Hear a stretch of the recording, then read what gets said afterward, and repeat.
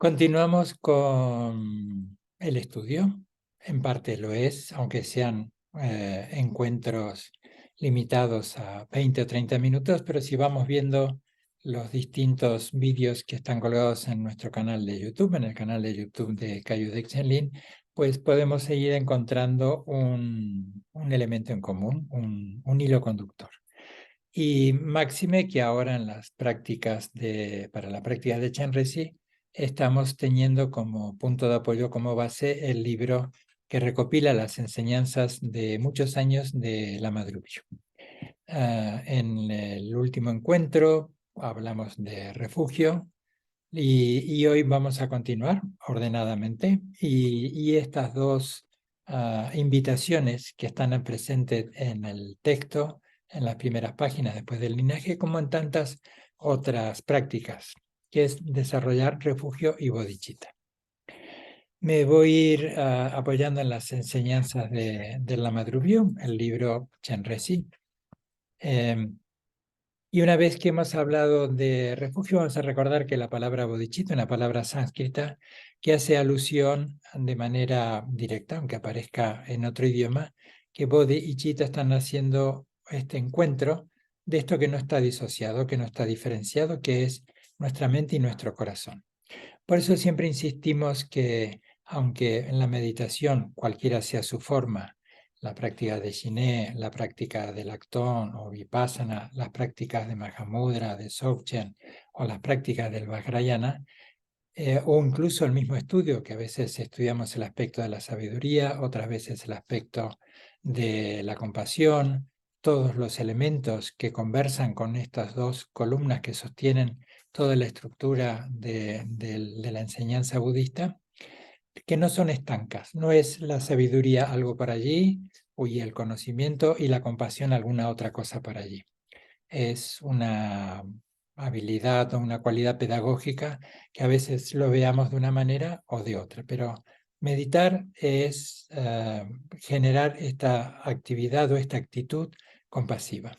La compasión requiere de la atención plena para poder entregarla allí donde hace falta, de la forma en que hace falta, de la forma que entendemos que puede ser entendida y aceptada por las necesidades del otro. Así que hay un juego dinámico constante entre ese aspecto de la sabiduría, tanto en lo absoluto como en lo relativo. Hoy lo vamos a desarrollar brevemente, pero también podríamos decir esa sabiduría que en el día a día dimana de los textos, y es aquello que llamamos sentido común, que es aquello que impregna la habilidad de estar compasivamente con los demás, para poder responder, para poder actuar, para poder ofrecer, aportar aquello que los demás necesitan en sus términos. Y eso requiere una sensibilidad que vamos cultivando con este aspecto de la atención plena, con este aspecto de la empatía. De hecho, en la tradición de Shantideva, cuando enseñamos cualquiera de los textos del Ollón, del entrenamiento de la mente en 7 puntos, está este aspecto también, el de igualarse y el de intercambiarse con los demás, que después nos lleva a la práctica del Tonglen, a una práctica muy, muy conocida dentro del Mahayana.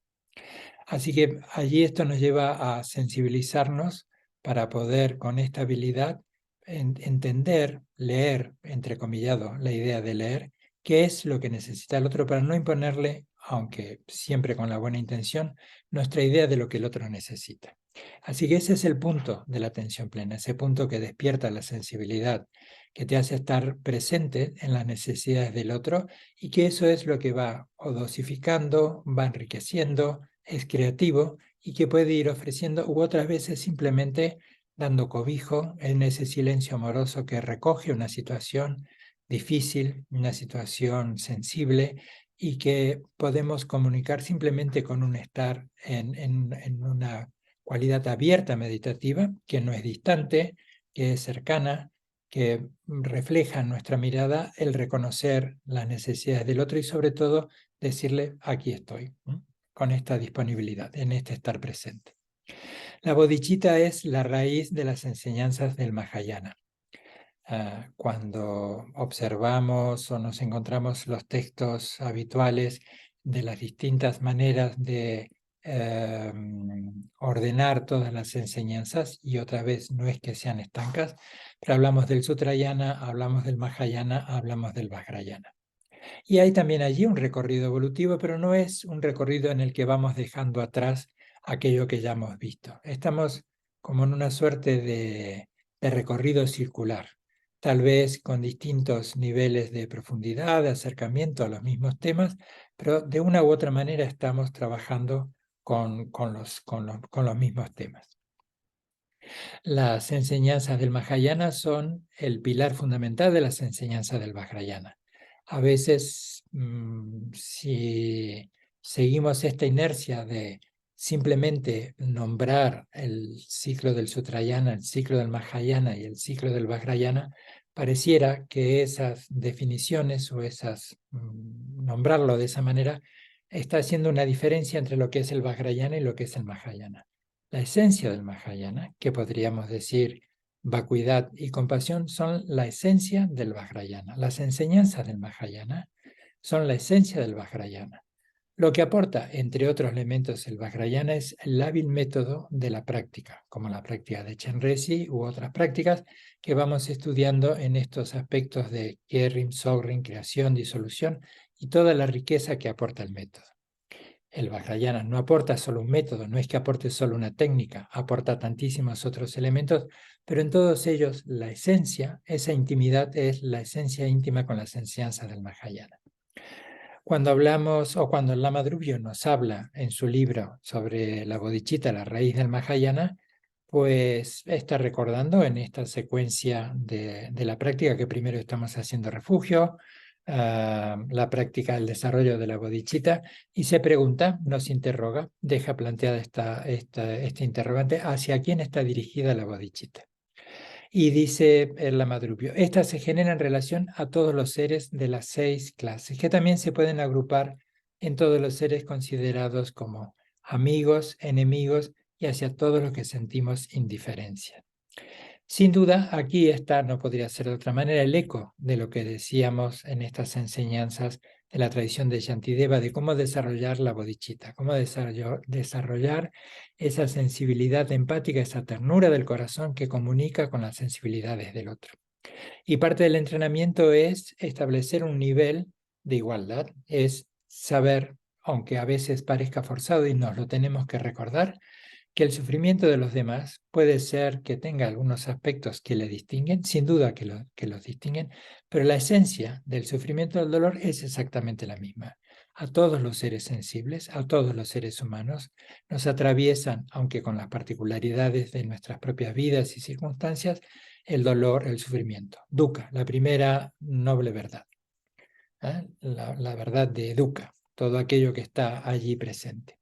Así es que una de las maneras de extender y de hacer amplia esta idea de la bodhicitta, que habitualmente nos resulta casi espontáneo para los seres más queridos, entre los que curiosamente no siempre nos contamos a nosotros mismos, hay que hacer a veces un esfuerzo y resaltar lo que la bodhicitta, cuando se habla de puedan todos los seres sensibles, no nos estamos refiriendo, porque a veces siento que fuera a todos menos a uno mismo. A veces pareciera que está eso presente, como si no fuéramos dignos del amor y del cuidado hacia nosotros. Tenemos que establecer un equilibrio dinámico entre aquello que nos lleva a observar nuestra manera de entendernos, nuestra identidad, nuestro yo, nuestro ego, nuestra personalidad, que en un punto son una expresión de salud mental, en un punto es imprescindible que lo reconozcamos y que nos convirtamos en que estemos de nuestro propio lado. De hecho, a veces nuestras voces críticas, despiadadas y censoras nos apartan de esta idea que está presente desde que el Buda mismo dijera, no olvides la bondad y la belleza que hay en ti. Así que eso es lo que dejamos también derramar sobre nuestro dolor desde nosotros mismos. Cuando decimos puedan todos los seres sensibles, nos estamos incluyendo. Encontramos allí ese dinámico equilibrio entre la autocomplacencia y la indiferencia. Ese es un punto muy interesante para trabajar. Cuando se habla, como dice el Lama Drupyo, los agrupamos en las 6 clases de seres, los que nombramos en la práctica de cuando estamos recitando el mantra. En algunos vídeos anteriores hablamos de las distintos acercamientos que puede haber a esta idea de los 6 seres. Cuando estudiamos, por ejemplo, los 12 vínculos interdependientes y vamos viendo el dibujo en el que recordarán que hay 3 animalitos centrales como el gallo, la serpiente y el cerdo, al que se le imputan o le atribuimos los 3 venenos como el de ignorancia, el orgullo y la envidia. Y luego el segundo círculo, leyéndolo de adentro hacia afuera, pues estarán los 6 reinos de existencia desafortunados. Y estarán los infiernos fríos, los infiernos calientes, los distintos tipos de sufrimiento, y cómo se explican cada uno de ellos de un sufrimiento en particular. Voces que provienen también desde la tradición del budismo vajrayana, como Chogyam Trungpa Rinpoche, en Daksangkayu Sigar Kontrul Rinpoche, Rinpo Tulku Rinpoche y nuestros propios lamas, pues también incorporan esto de entender que esa manera metafórica de acercarnos a los 6 estados de existencia desafortunados, donde prepondera una emoción conflictiva en particular. Y ahí hay una estrecha relación entre un tipo de sufrimiento y un reino, un ámbito en el que habitamos, que puede ser que esté dominado por la ira, por los celos, por la envidia, por el orgullo.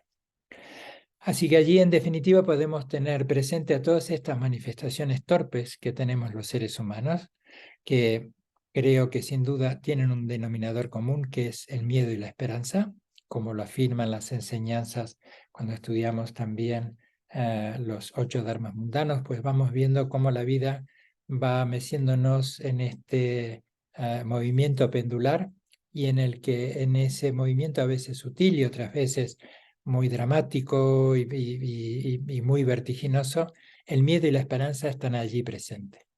Así que ese miedo y esa esperanza nos vuelve torpes, nos vuelve a veces avaros, o nos vuelve otras veces orgullosos, otro tipo de avaricia también, que podemos ir encontrando todas las distorsiones que impiden la expresión de la sabiduría y la compasión. Y esas torpezas emocionales, porque vamos a decirlo amigablemente, torpezas, porque desde el primer minuto todas las enseñanzas del Dharma estarán haciendo de una u otra manera hincapié que nuestros errores, por graves que sean, no nos definen. No somos esos errores. Somos personas que cometemos errores, somos personas que estamos en un proceso de maduración. Algunos lo harán con mayor implicación que otros, pero todos estamos bajo este mismo paraguas. Que lo conozcamos o no, que no nos definan nuestros errores. Que eso es otra parte del apego. Cuando a veces hablamos de apego, pareciera que nos estamos aferrando a los objetos materiales o a los objetos inmateriales como posesión, la consideración, pero a veces el considerarnos también, ya no solo arrogantes, sino el considerarnos ineptos, indefensos, ese sentimiento tan extendido de falta de valía, esa es otra forma también de apego, porque nos estamos sobreidentificando, ya no nos sobreidentificamos con el orgullo, la avaricia, todas esas emociones tan evidentes y que de forma inmediata vuelven a nuestra memoria cuando las recordamos, pero el hecho de estar identificados con esa falta de valía, con no me merezco el cariño, ni el respeto, ni el reconocimiento, no llego a la altura de las circunstancias, esas voces tan críticas que estarán señalándonos una y otra vez que no nos merecemos lo que auténticamente nos merecemos, esa es otra forma de apego. Y todo esto está presente en nosotros, está presente, como dice el Lama Drupyo, en aquellos que consideramos amigos, en aquellos que consideramos enemigos, de manera literal o entrecomillado, y hacia aquellos que sentimos indiferencia. Porque sea que vayan cambiando con el tiempo, los amigos pueden convertirse en indiferentes, los indiferentes pueden convertirse en enemigos, los enemigos en amigos, que todas las posibilidades están allí. Pero aunque fuéramos amigos de los amigos por siempre, enemigos de los enemigos por siempre, e indiferentes con los indiferentes de siempre, pues el punto está en establecer eso de la bodhicitta, ese vaso comunicante para que los amigos les cuidemos, a los que no consideramos amigos también les cuidemos, al menos puertas adentro en nuestra mente y en nuestro corazón, que no cultivemos el desprecio, porque antes o después eso lo acabaremos expresando, en unos o en otros. Y aquellos que consideramos indiferentes, pues que también no lo sean a la mirada del corazón. Aunque esto no necesariamente implica que les invitemos a todos a casa para la cena próxima de Navidad. Esa indiferencia que nos aísla, que enfría nuestro corazón, que nos vuelve indiferentes. Uno de los elementos, como señala Lamadrubio, es debido a la ignorancia que concibe un yo y a la fijación dualista, y este es el punto en el que comenzamos en todo caso a prestar atención cómo es que puede torcerse, por decirlo en términos muy cercanos, esta mirada sobre el yo y sobre nuestra identidad. Que podemos tener una mirada pues amable, una mirada honesta, una mirada de las cosas como son, y a veces se tuerce esa mirada porque cultivamos más la dualidad, esa dualidad que nos separa, esa dualidad que nos hace sentir distintos, esa dualidad que nos hace sentir indiferentes a los demás como si no fueran parte de esta humanidad compartida. Volviendo a Shantideva, en aquellas instrucciones que son las que podemos ir también practicando cuando recitamos el mantra, nos igualamos a los demás, aunque sea mentalmente, porque eso va permeando toda nuestra estructura emocional, cognitiva, se va haciendo carne en nosotros, va siendo como una segunda ropa que llevamos, como una segunda piel, y allí donde estemos esa parte de lo absoluto se expresa en lo relativo, en lo cotidiano. Por eso las enseñanzas de igualarnos con los demás, intercambiarnos con los demás, preguntarnos, aunque más no sea durante el día a día, de tanto en tanto, ¿cómo estaría yo llevando lo que estoy viendo? En aquel indigente que está en una gélida noche como la de hoy en Madrid, lloviendo, y que no tiene más techo que el propio desamparo. ¿Cómo me sentiría yo cuando ves a alguien absolutamente preocupado en el transporte público? ¿Cómo llevaría yo si estuviera a la salida de un supermercado pidiendo? ¿Cómo lo llevaría yo? Ese es el ejercicio. La dualidad sería, qué suerte que no me pasa a mí, establecer esa diferencia, pero este acercamiento desde la intrépida bodhicitta es sensibilizarnos y tal vez con eso que nos sensibiliza no podamos actuar de manera directa o inmediata, porque hay ámbitos, situaciones en los que no podemos intervenir. Pero esa sensibilidad sí que nos inspira para ver en qué otros ámbitos podemos intervenir y podemos hacer. Dice el Lamadrubio unos párrafos más adelante, entonces, la bodhicitta que hemos de generar, ¿sí? Esta motivación ha de ser a fin de beneficiar a todos los seres, temporalmente liberándolos de sus sufrimientos y a un nivel último estableciéndolos en la auténtica felicidad de la budeidad. Meditaré en el cuerpo del Jidam Chenresi y recitaré el Dharani mantra de las 6 sílabas y generamos ese compromiso. Creo que lo que he estado compartiendo hasta ahora se encuentra aquí. De hecho, esto es lo que a mí me inspira las enseñanzas de Lamadrubio cuando dice, a fin de beneficiar a todos los seres. Pues resumiendo esto que decíamos, todos los seres, la literalidad de la frase, todos los seres, no excluye a nadie, ni a nosotros, ni a los que no conocemos, ni a los que nos resultan indiferentes, lejanos, o con los que mantenemos en algún punto la discordia o el enojo o el distanciamiento. Pero al menos en ese momento hacemos un paréntesis y pensamos de una manera distinta con aquellos con los que tenemos una enemistad que tal vez nos acompañe por siempre. Pero no seguir alimentando aquella vieja anécdota que decía, como este abuelo indígena que le decía a su nieto, en cada uno de nosotros viven dos lobos, uno es el depredador y el otro es el que tiende a la concordia y al amor, y habrá de ganar, habrá de salir victorioso aquel que alimente. ¿Cuál de los dos preponderarán? No preponderarán. ¿Cuál de los dos prevalecerá? Pues será aquel que uno alimente. Entonces, eso nos lleva a pensar en la bodhicitta, en estos dos aspectos de la bodhicitta relativa y de la bodhicitta última o de la bodhicitta absoluta. La bodhicitta relativa es ese punto creativo de decir, hay algo que yo aquí puedo hacer, que vamos cultivando también en las visualizaciones de Chenrezig, como desde el corazón de Chenrezig, en nuestro corazón, pues a través de luces, de colores, o el sonido del mantra con cada una de las letras que hacen referencia a un estado de sufrimiento en particular, pues nuestra imaginación, nuestro cerebro, ¿no?, por ponerlo en términos así muy materiales, pues acaba adoptando aquello, como esta idea de los dos lobos, aquello con lo que alimentamos. Si una y otra vez nos vamos repitiendo lo que empíricamente las tradiciones de sabiduría han comprobado y lo que las ciencias contemporáneas vienen sosteniendo también en ese punto de encuentro, que todo ese entrenamiento, llamémosle Lojong, llamémosle la práctica de Chenrezig, llamémosle como le llamemos, va cambiando nuestra estructura, nos va sensibilizando.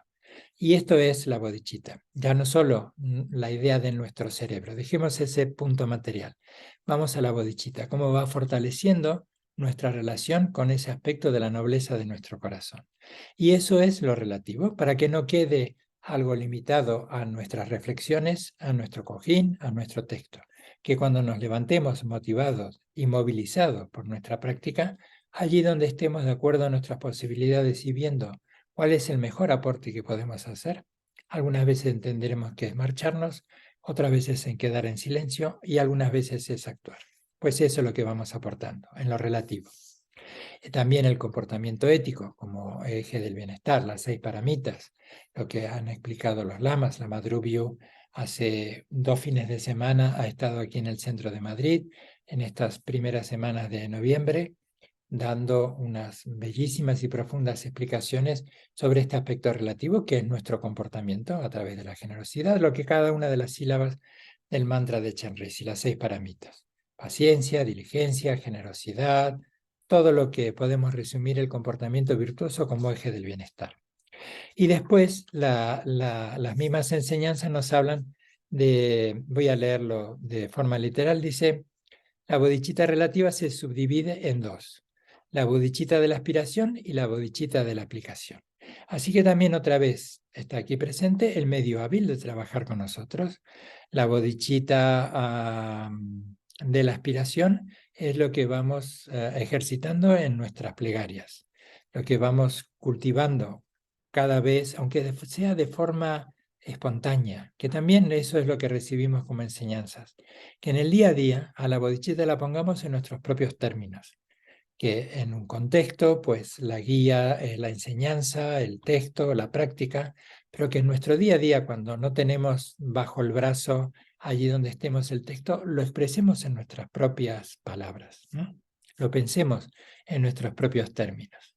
Esa es la bodhicitta de aspiración, aquello que hemos publicado en la cuenta de Instagram de Kaiyu Dekchen Lin, inspirados en el Avatamsaka Sutra de las 41 maneras de cultivar la mente, aquello que también en el libro El día a día de un budista, Bokar Tulku Rinpoche, y con algunas bellas fotos, ejemplificaba. Al subir unas escaleras, al bajarlas, al abrir una puerta, lo podríamos poner en términos contemporáneos, al encender el teléfono, al atender, al apagar. Hay tantísimas maneras que en nuestro día a día pueden estar allí presentes nuestras aspiraciones. Y la bodhicitta de aplicación es realmente, pues, en el aspecto formal de la meditación, vernos con el cuerpo de la divinidad, es decir, representarnos a nosotros mismos con nuestro auténtico cuerpo. Aunque el espejo nos devuelva esta forma, el espejo mayor de la mente absoluta nos devuelve la forma del Yidan, Chenrezig, Dorje Sempa, Mahakala, la que fuera. Vernos entonces la meditación en el cuerpo de la divinidad para recordar quiénes auténticamente somos. La recitación y cualquier otra virtud y esforzarnos en nuestro día a día de la mejor manera posible. Finalizando ya, dice la Madhuryu, cuando vemos que la bodhicitta flaquea, porque seamos honestos, esto es lo que nos sucede, al menos a mí es lo que me sucede. Cuando la bodhicitta flaquea, reavivamos nuestra confianza en las 3 joyas, el Buda, el Dharma y la Sangha. Recordamos la impermanencia, los sufrimientos del mundo, la preciosa oportunidad, lo que está presente en los 4 pensamientos que giran la mente al Dharma, o que lo podemos ver de una manera más detenida en los 4 Dharmas de Gampopa, ¿no? Esta enumeración tan característica del budismo que nos van dando puntos de apoyo para reflexionar qué hacemos con este extraordinario regalo, que es nuestra vida humana, aún con dificultades, con dolores, con limitaciones. Ser autoconscientes, la capacidad de modelarnos, de pensarnos, de redirigirnos. Recordar la impermanencia, cómo todo está cambiando. Así que eso es también un aliciente para las situaciones complejas y difíciles. Tener confianza en nosotros, una confianza activa, en que las cosas, si nos ocupamos de ellas, intervenimos en ellas y vamos integrando al mismo tiempo lo que sucede y no está en nuestras manos, pues la impermanencia lo irá cambiando. La muerte, en el aspecto literal, en el aspecto metafórico de todo aquello que termina, pero que al mismo tiempo sigue dando vida y se sigue expresando en otras vidas. El karma, es decir, ese punto de responsabilidad que nos merecemos los seres humanos para mirarnos y apoyarnos mutuamente. Somos responsables, somos responsables de la vida de los demás. Somos responsables, ¿no? que la vida de los demás también nos afecta y nosotros afectamos a la vida de los demás. Y tal vez individualmente no podemos con los grandes temas del mundo, pero en lo que es nuestro entramado cotidiano sí que podemos y mucho más de lo que nos hemos puesto a pensar. Así que aquí en la Madhuryu nos hace este llamado para que reflexionemos todo lo que podemos aportar, tanto en lo relativo, en lo absoluto, y que cuando flaquea o a veces nos descubrimos que pasa un tiempo y no hemos estado reflexionando, pues en vez de castigarnos, censurarnos o pegarnos un atracón, intoxicarnos, lo diré en estos términos de bodhicitta, pues lo hagamos de una manera relajada, constante, que vayamos estableciendo allí una relación diaria e imparcial con la compasión. Muy bien, pues muchas gracias.